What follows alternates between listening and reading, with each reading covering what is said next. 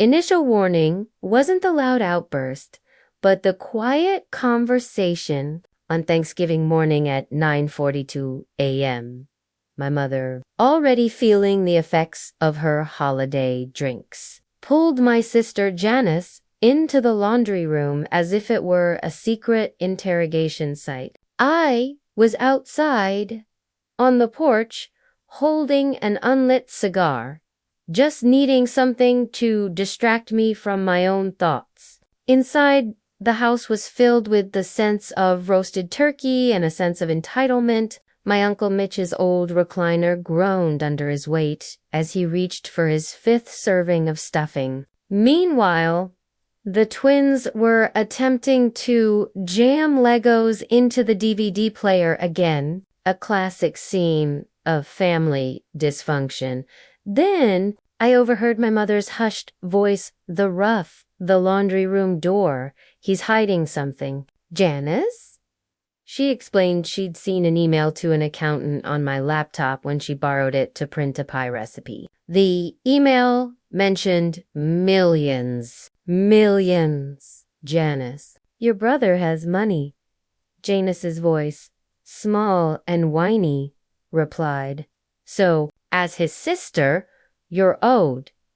That was the moment I realized they had discovered my secret and were prepared to use it against me 3 years earlier. I had sold my company for just under $16 million. After paying taxes, lawyers, and a former partner who tried to trademark my last name, I was left with $12 million.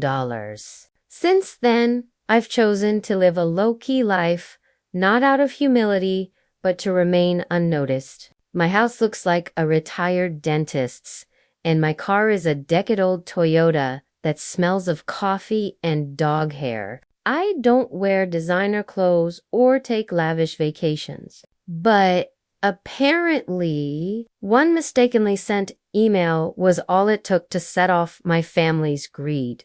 They didn't confront me immediately, which made things worse. They began to act unnaturally. Jenna smiled more than usual, and my mother offered to help with the mashed potatoes. All the while, I caught them eyeing my phone as if it were a priceless relic. I decided to wait, letting them continue their performance. At dinner, Janice made her move during a fabricated toast about family and gratitude, holding her wine glass as if she were on a reality TV show. She paused, met my gaze across the table, and launched her attack. So, Ben, she asked sweetly, are you still working with those charity people? I replied, yes. We just broke ground on a shelter last month for single moms and veterans.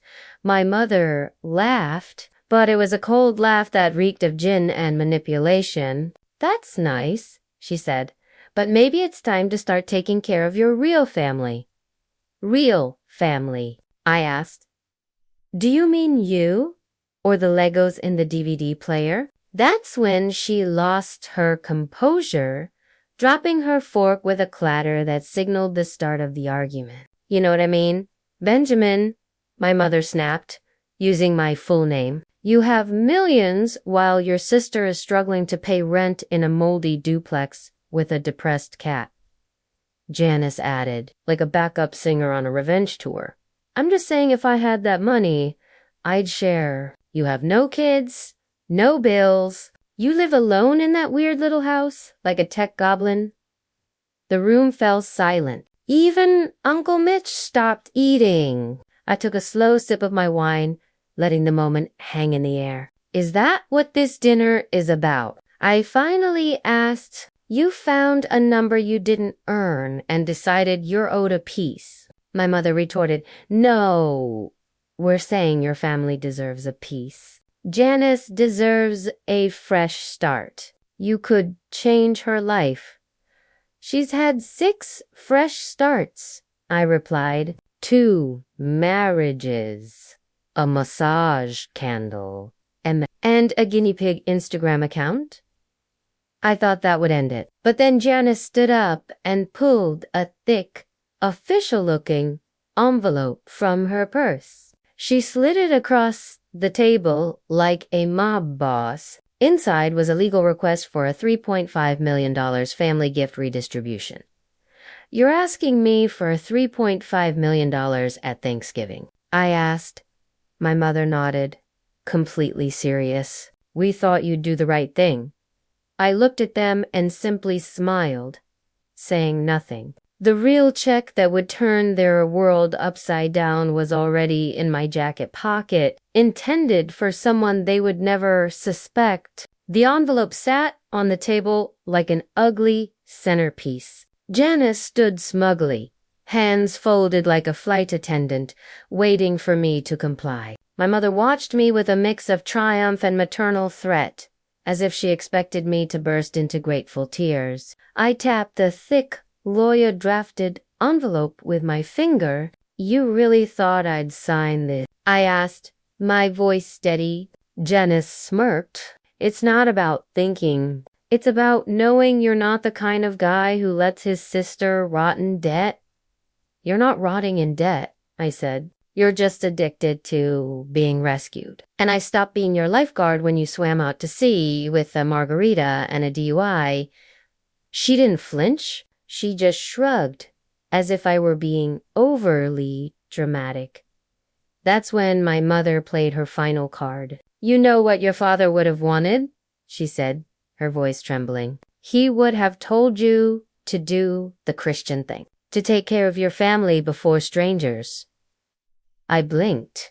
"That was a serious mistake. You don't bring up my father, especially not when you argued over his recliner at his funeral." "He left me his watch," Janice hissed, "because he knew I had a future. I was supposed to start my own business." "You tried to sell homemade granola on Etsy," I cut in. "You gave people diarrhea." "You're disgusting," she spat. "You think being rich makes you better than us?" "No," I said. "I think not begging at Thanksgiving makes me better." My mother slammed her wine glass so hard it cracked. "I gave birth to you," she growled, "and you've turned into a smug, selfish tech bro who hides his money behind a fake charity." "It's not fake," I said calmly, "and it's not hiding if it's on public record. You'd know if you Googled anything besides how to guilt trip your son." Janice leaned in. "So you're saying no?" I held her stare, then slowly, deliberately reached into my blazer. Her eyes lit up. My mother gasped, eyes wide, as if I were pulling out a diamond tiara instead of a folded piece of paper. But it wasn't a check. It was a letter. I slid it across the table, and she snatched it. Her lips moved as she read, silently mouthing the words. "The Restorative Path Foundation will match every dollar donated this holiday season for emergency housing, domestic escape resources." What the hell is this? "It's a press release," I said, sipping my wine. "It goes out Monday. We're matching up to $5 million in donations this year."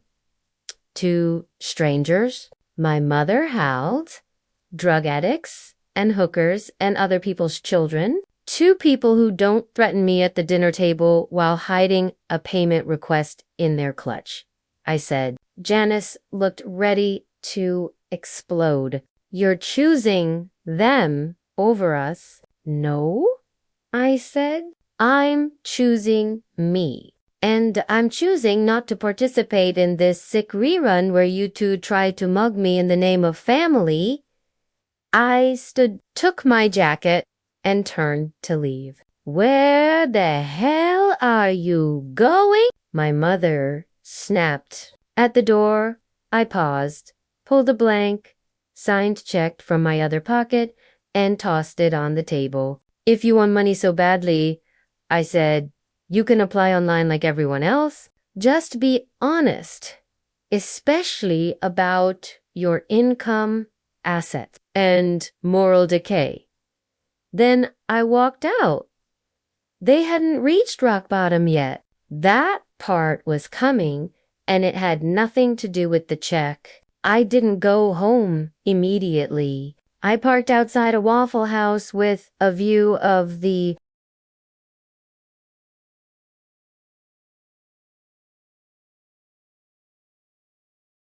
freeway and let the silence fill my car. The sign's flickering lights were like the last vestiges of my faith in holiday traditions. I scrolled through my phone, not for messages from Janice or my mom, but to check the email I had scheduled for Monday. Subject: Holiday Campaign Launch. Emergency Relief Initiative. For those left behind by the people who were supposed to love them. The irony was not lost on me. By the time I got home, the voicemail light was blinking. It wasn't my mom or Janice. It was Linda, Janice's lawyer. Hi, Benjamin. I've been informed of a potential dispute regarding your late father's estate and some recent financial discrepancies involving shared property. If you could give me a call back before the weekend, we'd like to resolve this civilly. Civilly. That was the word they always used before they got. They didn't know what I knew. I owned the house Janice was renting. After my dad passed, I quietly bought the mortgage through a holding company, cleared the liens, and told her she could stay rent-free until she got back on her feet. That was 15 months ago. The only feet she found were in a failed OnlyFans account where she posted spa selfies and was banned for uploading someone else's yoga videos. The real kicker: she had been illegally subletting the downstairs to a TikTok hair extension guru named Tyrese and pocketing the money. If they wanted a war, fine. The next day, I called my lawyer, Melissa, and told her to prepare a notice of termination. Janice had 30 days to leave unless she wanted to start paying real rent. No more family discount. No more silent pity. But that wasn't the final twist. The twist came when I decided to deliver the envelope myself. I wanted to see her face when she realized the free ride was over. She wasn't home, but Tyrese was. He was shirtless, with glitter in his beard and a face tattoo of Danny DeVito. You must be her cousin or some he started. Nope, I said, handing him the envelope. Just the guy who owns the roof over your DeVito head. He looked confused, then flipped the envelope over. What's this? Eviction! Happy holidays, I said, turning to leave. As I walked away, he muttered, "She said her rich ex-boyfriend pays for all this." I stopped dead in my tracks. "Excuse me." "Yeah," he laughed. "That you were some guilt-ridden beta who let her live here for free to make up for dumping her. She had been telling people I was her ex. You don't burn bridges and then pretend you built them yourself. You don't cry brother one day and benefactor boyfriend the next." It all made sense. Her social media posts, the half-naked gratitude captions, the cryptic messages to her MLM followers about people who still take care of their own. I had been underwriting a fantasy, a fake life where I was the villain in her victim narrative so she could sell discount crystals and trauma coaching retreats in my name. I got back in my car, gripping the steering wheel so tightly the leather creaked. This wasn't just entitlement. It was identity theft by manipulation, and I wasn't done yet. Next stop, my mom's church. If Janice wanted to use my money to sell fiction, it was time for a public truth. Sunday morning was like a hangover set to organ music. I parked my unwashed Toyota between a Lexus with a God Bless license plate frame and a minivan covered in dried. The church was one of those suburban cathedrals with lead sermon boards and a coffee bar that sold holy water as kombucha. The air smelled of lavender, hand sanitizer, and moral superiority. I wasn't there for Jesus. I was there for revenge in a cardigan. The plan was simple. I'd slip into the back pew, wait for the community testimony segment that my mom always treated like her personal TED Talk, and drop the bomb when the moment was right. And the moment was ripe. My mom was in the front row, clutching her pearls and praying dramatically. Janice was next to her, her hair so tightly pulled back you could see her bad decisions. Tyrese was also there, wearing a glittered blazer over joggers as if it were the Met Gala for clout chasers. Then came the moment. A man with a microphone, built like a Cinnabon, stepped up and said, "If anyone has a word to share, a blessing, a struggle, or a triumph, the mic is open." Of course, my mom stood up, recovering gracefully after her heel caught a hit. "Brothers and sisters," she began, clutching her chest, "this year, our family has been through trials, but also triumphs. My daughter, Janice, through nothing but perseverance and faith, is finally stepping into her purpose. She's starting a healing space for women, a trauma-informed sanctuary. She is proof that the Lord provides." Janice sniffled dramatically, "And it would not be possible," my mom continued, now looking directly at me, "without the generosity of someone dear, someone who never wanted credit." The whole congregation turned to look at me.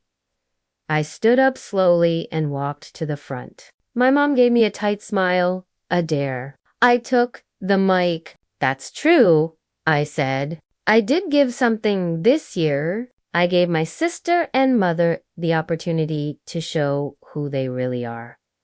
A few nervous chuckles. I gave my sister a free house. She illegally sublet it. I gave my mother trust. She spent it selling my name to strangers while sipping Riesling and pretending it was communion wine. Gasps filled the room. "Janice shotto up. What the hell are you doing?" "Oh, I'm not done," I said. I pulled out my phone, tapped the screen, and the projector lit up. Airdrop successful. A screenshot of Janice's Facebook post appeared on the wall, a photo with the caption, "Some people still take care of you, even if they say you're not family anymore." Manifesting $3.50, like the queen I am. The next slide showed a snippet of the legal letter she served me, followed by the eviction notice, and then her OnlyFans teaser post. The final slide was a donation link to my foundation. "While Janice was manifesting fraud," I said calmly, "we housed 17 women this quarter, 2 of whom were pregnant and running from people who told them love means money." Sound familiar? The room erupted. A woman in the front started sobbing. The pastor whispered something into his mic. My mom froze, her eyes glossy. Janice lunged for the microphone. I sidestepped her. "You wanted credit," I said. "You got it. Here's your legacy." I turned back to the congregation. "If you want to support healing, support the ones doing the work, not the ones posting about it." Then I dropped the mic. It hit the floor with a crack that echoed in my mind. Janice was screaming, my mom was hyperventilating, and Tyrese was filming the whole thing. Good. The truth was out. But we were nowhere near the final reckoning because the church wasn't the only audience I had in mind. The video hit Facebook before I even got back to my car. Tyrese, for all his questionable habits, knew how to capture a viral moment. He filmed it vertically, of course, but he got everything. My speech, Janice lunging, the congregation gasping, and even a close-up of my mom's face when the OnlyFans slide appeared. By Monday morning, it had over 40,000 views. A local podcast reposted it with the title, Thanksgiving Mic Drop, Ohio Man Exposes Family's Greed at Church. I even got a DM from a guy in Sweden. Bro, you are the GOAT. My mom's the same. Respect from Malmo, but what really kicked things into gear was the donation spike. By noon, my charity site had crashed twice from traffic. By 5 p.m., we had $280,000 in new contributions. Half of them were tagged with messages like hashtag screw Janice and hashtag for the pregnant women, not the parasites. Double quotes, and then the ultimate victory. The local news called.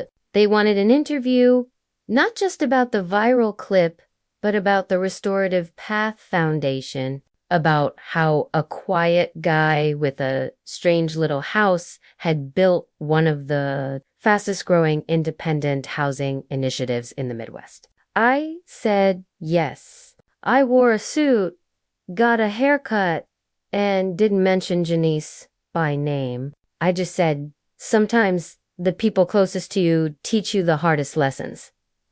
The piece aired on Thursday night. By Friday, Janice's Healing Space website was gone, her socials were wiped, and her OnlyFans was deleted. Even her Venmo bio changed from sparkles manifesting sparkles to just a crying emoji. But I wasn't done, because while she was hiding, my mom was plotting her comeback.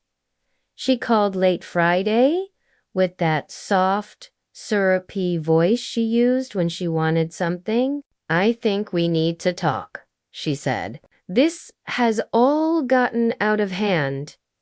Has it, I asked, or did it just finally get documented? She sighed. Benjamin, I don't think you understand how humiliating this has been. The church won't even let me lead the prayer circle this week. I think Jesus will survive. I said, we're family. She tried. Blood. That has to count for something. Blood's what vampires drink, I replied. Doesn't make them good people. Then she played her ace. I spoke to your Uncle Frank.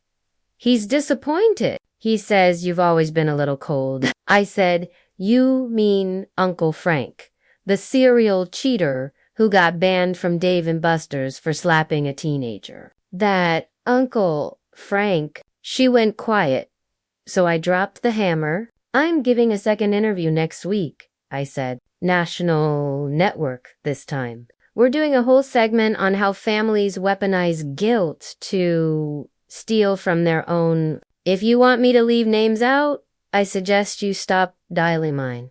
You wouldn't. I would. And I'll do it in HD. Click. No more calls after that. But the real storm hit on Monday morning. A woman named Angela emailed the foundation. She said she used to live with Janice for 3 months after escaping a bad marriage, and that Janice had kicked her out when Angela couldn't pay for emotional detox sessions. She sent screenshots. One showed Janice demanding $300 for a chakra realignment after Angela refused to join her essential oils downline. Another showed Janice using my name, saying I'd approved her spiritual coaching business and was going to fund the whole project. And there it was. Fraud on record, documented. I forwarded everything to Melissa, my lawyer. Her response was 3 words. Let's go nuclear. And we did. Melissa didn't waste time. By noon, she had filed a cease and desist so sharp it could have sliced through Janice's chakra crystals. It wasn't just about defamation anymore. It was unauthorized use of my name. fraudulent fundraising, and misrepresentation of a registered 501c3 for personal gain. But Melissa, in her venom-laced professionalism, didn't stop there. She sent physical copies to Janice's listed business address, the house she was being evicted from, and to my mom's condo, care of her HOA president. I like to think my mom opened it with shaking hands and a wine. Within 24 hours, the damage control began. First, Janice posted a public apology on Facebook. It was one of those non-apologies written in Comic Sans with a photo of her holding a Bible like a Gucci clutch. To all who were hurt, misled, or confused by my journey, I'm sorry if my healing work was misunderstood. I never intended to use my brother's name for personal gain. I love my family deeply, even when they weaponize the media. Weaponize the media? I thought, lady, you weaponized your own delusion and handed me the ammo. Her followers weren't buying it. One commented, "Girl, you posted that donation link on your OnlyFans." Another said, "Healing doesn't involve subletting illegal rooms." Janace, the clapbacks were biblical. But the best part, the local news station reached out again. Apparently, Janice had tried to give her side of the story, crying about being misunderstood, cancel culture, and male privilege. She even claimed I had been controlling since childhood. They offered me a rebuttal slot. I said yes. And this time, I brought receipts. I handed over a flash drive with everything.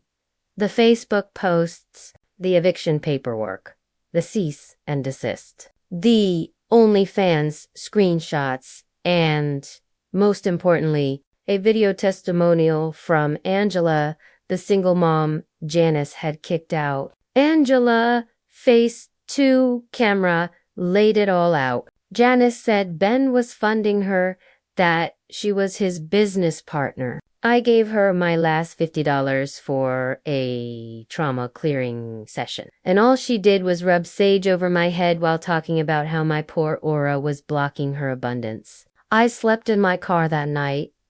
When the station aired the new piece, it was devastating. They didn't just roast Janet. They slow roasted her over a fire made of bad karma and expired MLM oils. They closed the segment with a direct quote from me. "Some people see charity as a loophole. I see it as a weapon, not to hurt, but to expose who's never lifted a hand unless it was to take."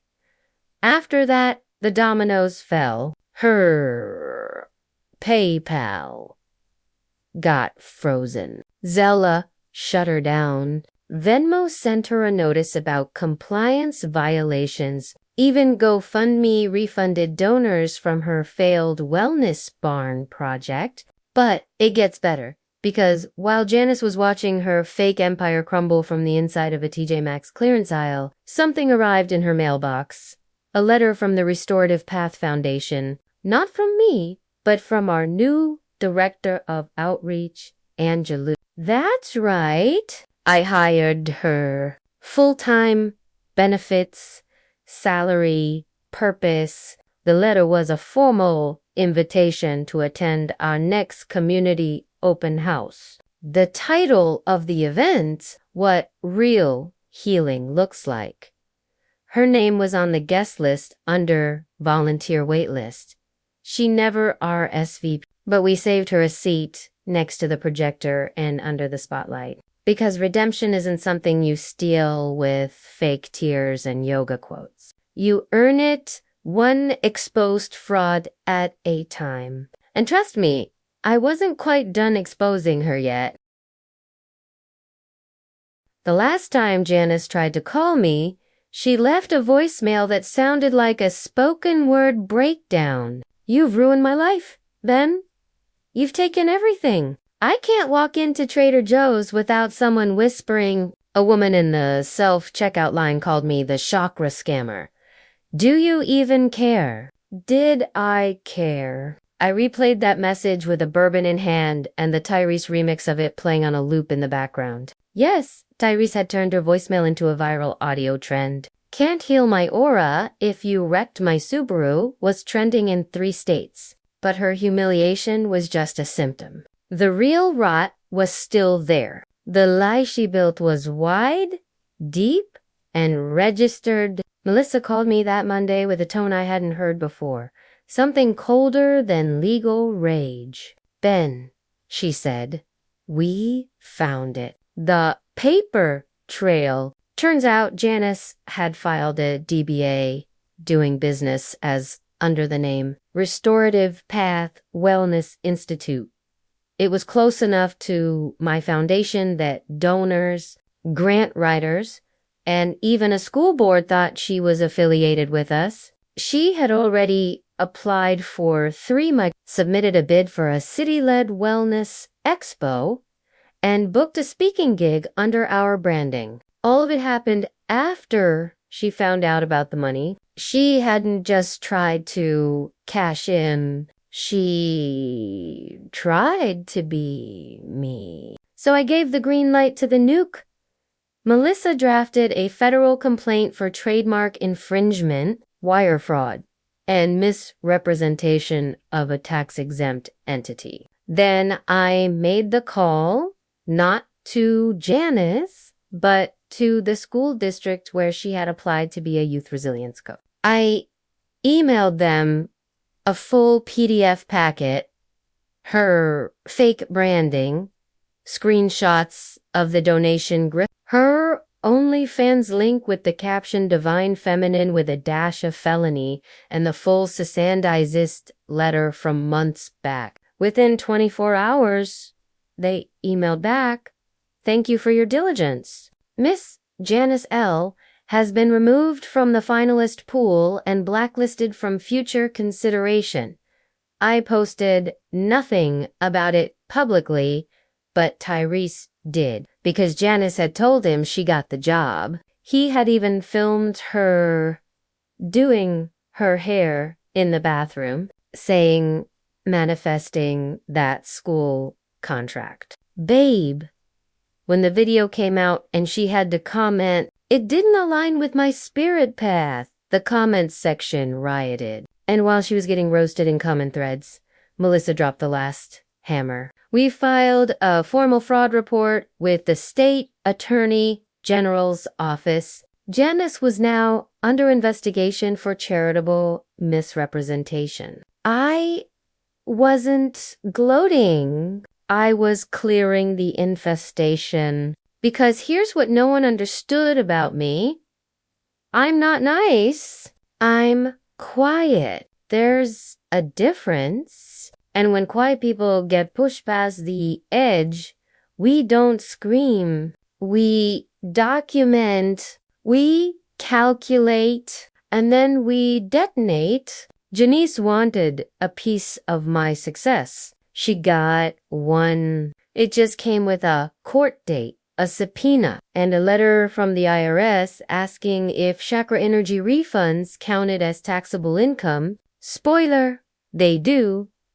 But even after all that, there was one final scene left. One last invitation and a very public curtain call. It ended fittingly in a ballroom decorated with dollar store elegance and false intentions. We were hosting the Restorative Path Foundation's Winter Gala, a black tie event to raise money, spotlight survivors, and honor the people who had turned their own hell into shelter for others. I stood at the back of the room, sharp in my tux, bourbon in hand, watching Angela greet guests with the poise of someone who no longer slept in her car. Tyrese, the glitter-faced redemption arc himself, was filming B-roll for the foundation's new YouTube channel. He was clean, sober, and had turned that viral remix into a real song called